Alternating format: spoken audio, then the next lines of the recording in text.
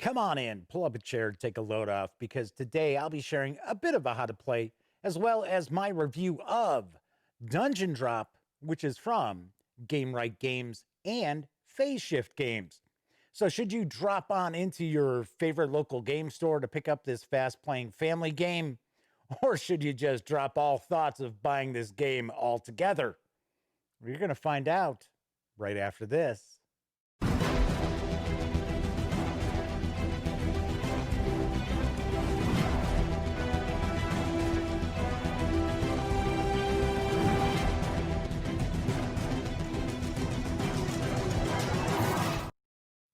Howdy, howdy, howdy, gang. Yes, I'm Jeff McAleer, back once again as your host here at the Gaming Gang channel. As I mentioned in the open, I'm going to share a review as well as a little bit of a how to play for Dungeon Drop in just a moment. But first, do want to point out, if you like this video, please give it a quick thumbs up. Subscribe to the Gaming Gang channel if you haven't already. And of course, if you do subscribe, ring that notification bell, because it will not only let you know when I upload videos such as this, it'll also inform you when my live stream, The Daily Dope, airs right here on YouTube, Monday through Thursday nights, as I bring you the latest in tabletop gaming news. Of course, when you're not watching videos on the Gaming Gang channel, be sure to visit thegaminggang.com for all the latest in gaming news, reviews, and a whole lot more. Get your geek on at thegaminggang.com. As I mentioned in the open, I am reviewing and sharing a wee bit of a how to play of Dungeon Drop, which is from Gamewright Games as well as Phase Shift Games. It's designed by Scott R. Smith. Artwork is provided by Marilia Nascimento. I'm sure I'm getting that wrong, but doing my best to pronounce that correctly. The game is for 1 to 4 players, ages 8 and up, plays in around 10 to 20 minutes, and it does carry an MSRP of $21.99. So I'm going to swing on over to the other camera here. And essentially what's going on in Dungeon Drop is you're going to have these different cubes. They all represent different things. You're going to drop them out on the table. You've got some other cubes that you've put to the side. You're going to be dropping those as well each round or each player turn. And each of the players is going to do their best to collect various different items from the dungeon itself, as well as slay monsters. And after 3 turns, you're going to find out who's got the most points, and whoever's got the most points is the winner. So to start off the game, you're going to populate your dungeon. Now, I will mention that this is a much tighter squeeze than you would normally have playing this game. You're usually going to have this scattered out a little bit further apart on the table. One thing I will mention, when you are dropping these cubes, especially if you're playing, say, on a hardwood table, something like that, these cubes can bounce all over the place. They can bounce off the table, drop onto the floor. Be very, very careful, because there are some cubes that there are only a couple of the cubes that represent special things. If you lose those, it's really going to change up the way the game plays. So just so I get that clear, it is very easy for these cubes to go flying all over the place. In fact, I do believe that Phase Shift actually sells kind of like dungeon walls to hem everything in. So you don't have to get that, but just mentioning this as well. So you're going to take this, you're going to populate the dungeon, then you're going to create your character. So we have, essentially, we've got the character race, we've got the character class, and then this is kind of the secret agenda of the character.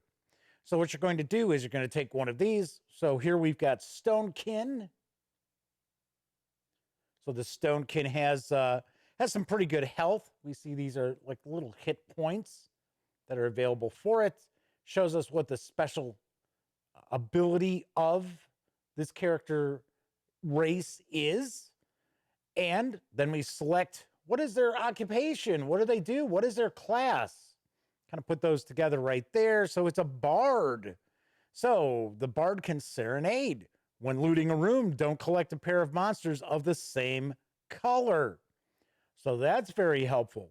One thing that you'll be doing when you're exploring is when you act, essentially, to loot these rooms, you can choose either your racial special ability or your class special ability.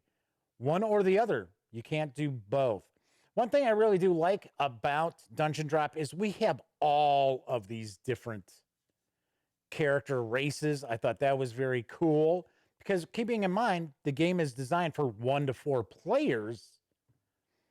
Most companies would only toss in maybe 6, just to give you a little bit of variety. Sometimes some designs you would maybe only see 4 because it's for 4 players. So I definitely appreciate that. Then we've got a bunch of different classes as well. So I thought that's pretty cool. Each of the players is also going to get a player aid. So it's dual-sided. On one side, we get what you do in the player turn. And then we also get an explanation of many of the various different cubes. Not all of them, but many of the cubes are shown right here as well.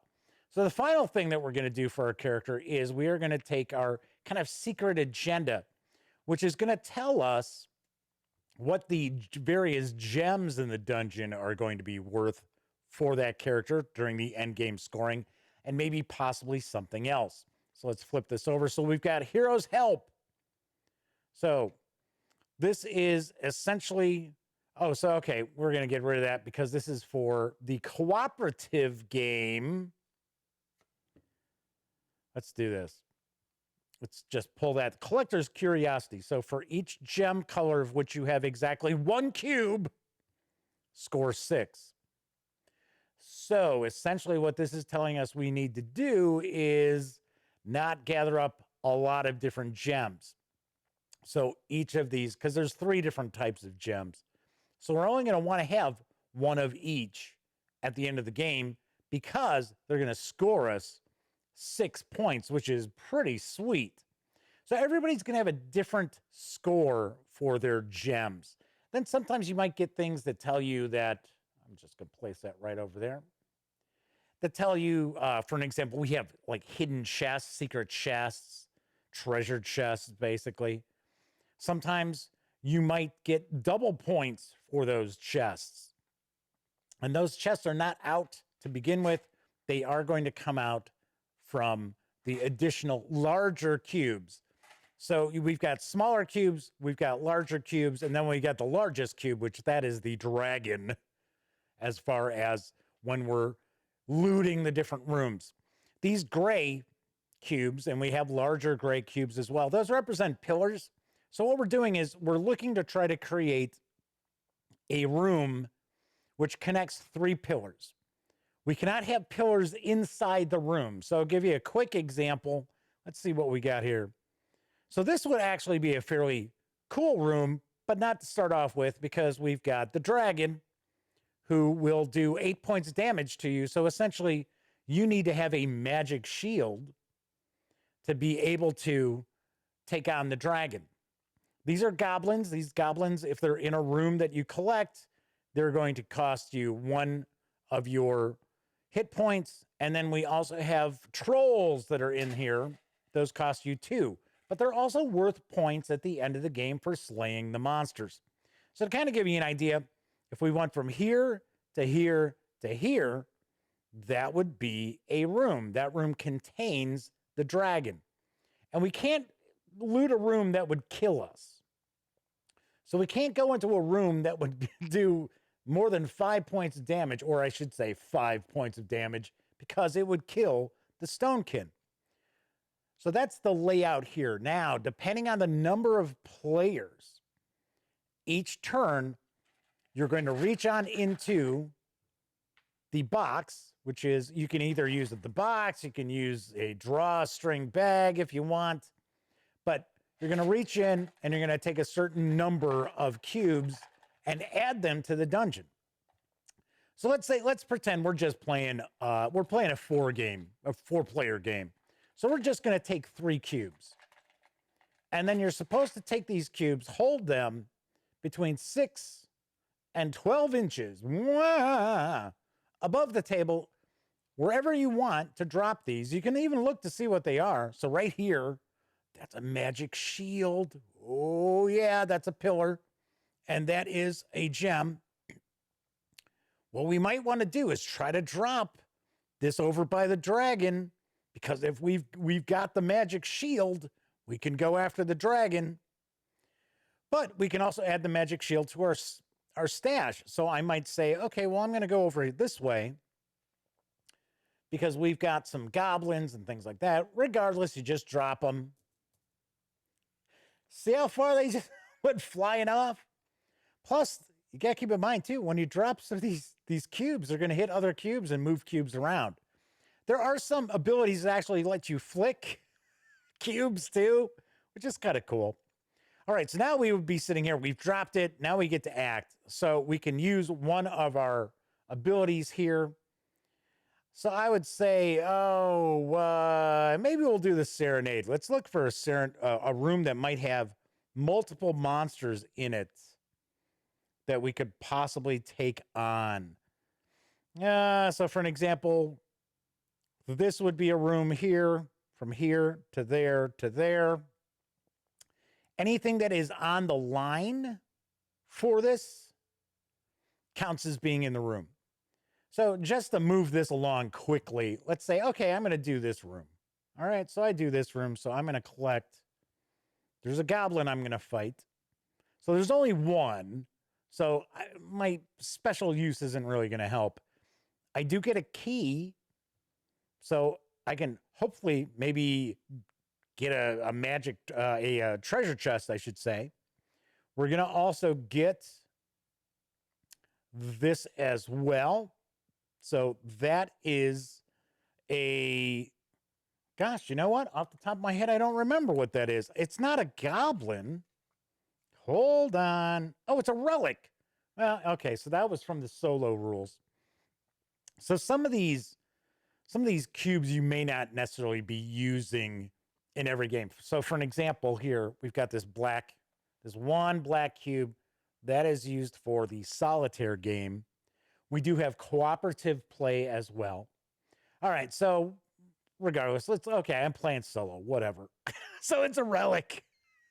So we've got that, and then we're also going to get some gold. So what would happen here is the goblin is going to cause 1 point of damage to me. So I put that there. So that's going to mark off my 1 hit. But I also have this stuff as my stash. So I've got gold, which is worth 1 point. I've got a relic. And of course, I have killed a goblin. So I've cleared out that room. Then it would move to the next player. Next player is going to reach on in. They're going to pull out 3 cubes. Remember, the number of cubes does change based on the number of players. Oh, look at that. So we got a troll. So that is a troll here. And then we've got 2 treasure chests. So let's say they just come on over here and they decide, I'm going to drop it over there. So now you'd be like, well, crap. I can't get that treasure chest because it's actually kind of outside the dungeon. There are no pillars over here. That one's outside the dungeon too. So you could go after that. Now you'd be sitting there going, okay, so this player would be using either their class ability or their racial ability and then connecting 3 of the pillars together. So as an example here, they could possibly go, well, we've got this one here. They wouldn't be taking any damage. They'd get a couple of gold as well as this gem. And then you're just essentially going to go through this for 3 turns. Everybody gets to take their turn. At the end of that, everybody scores up their points. The dragon is worth 8 points, so that is big. But once again, the dragon will kill you automatically unless you have collected a magic shield. There are only 2 of those magic shields. The goblins are worth 1 point. Trolls are worth 1 point. Trolls are worth 2 points because they do 2 points of damage to you. And then, of course, you're going to score based on your special hidden agenda. Whoever's got the most points at the end of the game is the winner. And that, in essence, is how you play Dungeon Drop. So let's swing on over to the other camera and I will share my final thoughts as well as my review. So I like Dungeon Drop. I think it's fun. Is it mind-blowingly different? In some ways, yeah, because I'll be honest, I have not really run across too many games where you're dropping stuff onto the table and then kind of creating little rooms and looting it. Thematically, it's not super thematic. Yes, granted, we got the cool little artwork of the different kinds of characters as well as their classes. I like the artwork, but essentially, do you really feel like you're in control of a character going on a dungeon delve? No, not at all. But it is a fun game. I will point out it is very easy for some people because it happened. Sitting there trying to figure out where do I make a triangle here? And they're like, little analysis paralysis for a game that's supposed to take 10 to 20 minutes to play. It's not a race for the galaxy. So you may run into that if you have people who are like super analytical regardless of what they play. So you could see a bit of that. I wish there were more monsters to give it a little more variety. I do understand that I don't know if the expansion's out already or if it's coming out, but I believe it adds more monsters, more different kinds of treasures, things like that. That I think would kind of boost it up a little bit, because really all you're doing is you've got goblins, you've got a few trolls, and you got a dragon. And if suddenly you don't get, a magic shield, you are not going after that dragon. You're just not. So you've got that. One last thing I do want to mention is that the cubes that go in the box, or if you take the cubes and the larger cubes and you put them in a drawstring bag, you can feel the difference in the texture of the cubes. So you can tell the difference between a gem or gold or the treasure chests. Excuse me. Because some of them are wooden cubes, some of them are plastic cubes, so you can tell. So it is possible for some players who have, pretty good sense of feel, right? A sense of touch. When they're reaching into the bag or into the box to pull out their number of cubes for their turn, they can kind of feel around to see, oh, well, okay, I really want to get treasure chests. I can tell this is wood. Maybe that's going to be a treasure chest. What I would maybe recommend is take the box and kind of sprinkle out the number, kind of shake it around, and then sprinkle out the number of cubes that you need to have on your turn. Something where it prevents players from trying to feel between, oh, well, this feels like this is gold because it's got that metallic finish to it, as opposed to, I can tell this is wood. Just a thought. I mean, it's not game breaking, but trust me, I understand how players are out there, and you've got some, even though this is a very light, fast playing game, they're going to try to figure out any possible way to get an advantage. But all in all, I liked it. The gang liked it as well. I could see pulling this down off the shelf. It's a wind up, wind down game, as I like to call them. You wind up a night of gaming while you're waiting for other players to show up, or maybe you wind down an evening of gaming with a quick game just to kind of change the kind of cleanse the palate, right? So on a scale of 1 to 10, I definitely do give Dungeon Drop a solid 7 out of 10. As I mentioned, it's not revolutionary. There are people who are not going to like it because it is pretty light. One aspect I think is very strange too is it's for ages 8 and up, but we've got all these small cubes in it. I thought here in the US, we got little pieces that can be swallowed. It has to be 14 and up. So I don't know. But kids as young as 8 will get a kick out of it and they will enjoy it. Right, that's it for this time out. So, of course, do want to mention once again, if you like this video, please give it a quick thumbs up. Subscribe to the Gaming Gang channel if you haven't. And if you do subscribe, ring that notification bell, because not only will it let you know when I upload videos such as this review, it will also let you know when my live stream, The Daily Dope, airs Monday through Thursday nights right here on YouTube as I bring you the latest in tabletop gaming news. Of course, when you're not watching videos on the Gaming Gang channel, be sure to visit thegaminggang.com for all the latest in gaming news, reviews, comics, movies, TV. Get your geek on at thegaminggang.com. All right, thank you very much for watching. And of course, until next time, as I have been closing out all of my videos during this current pandemic, here's hoping that you be smart and stay safe.